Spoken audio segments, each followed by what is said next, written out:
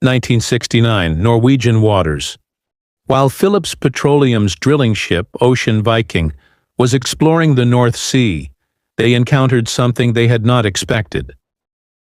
That was the day Norway's fortune would change. Because that pressure was not just gas. It was the future of an entire people bursting forth. But the ministers in Oslo were shocked and uneasy. How would a small country manage such immense wealth? History had shown that oil had often been a curse for many nations. Norway decided to break that curse and turn it into a legacy. By the late 1970s, the Norwegian government made a decision. Oil revenues belong not to today, but to future generations. Acting on this principle, they established the Government Pension Fund Global, GPFG, in 1990. Surplus oil revenues would be transferred to this fund. But the fund's purpose was not to spend the money. It was to invest it. Every Norwegian, unknowingly, became a shareholder in the world's largest investment fund. Today, the fund is worth $1.6 trillion, meaning that every Norwegian, baby, youth, or elderly, has a share of roughly $300,000. The fund is quietly managed inside the central bank building in Oslo. Inside, a sign reads, "This money is not ours, it belongs to our grandchildren." The fund takes oil revenues and spreads them across the globe. To the world's largest companies. Norway's passive income now comes not only from oil, but from the entire global economy. So when a student in Oslo sips coffee, they are indirectly earning dividends from the same coffee chain. Norway's government is allowed to use only 3 to 4% of the fund's annual returns. This rule, known as the fiscal rule, ensures that no government can sell the nation's future for short-term political gain. As a result, the budget always remains balanced.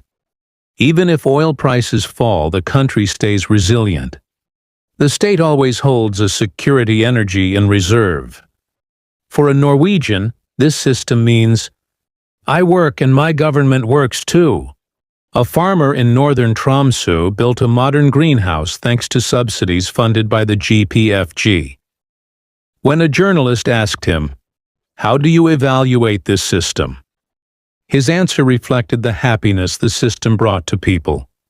"I have never seen the oil, but thanks to it I grow excellent fruits and vegetables." This is Norway's difference. Wealth is not displayed on the streets, it is felt in the quality of life. Another remarkable feature of the fund is its ethical investment principles. Investments in tobacco, weapons, companies employing child labor, or those harming the environment are strictly prohibited.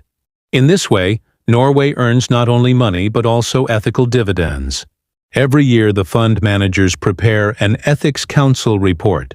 This report clearly shows which companies the fund is profiting from. So the public is not only an investor but also a guardian of conscience.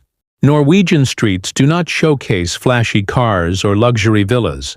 Yet the people are not hungry, nor drowning in debt. Everything works for humanity. Education is free, healthcare is universal, and old age is secure. Passive income serves not only the state but also people, making them feel valued. This is why Norwegians are among the happiest nations in the world.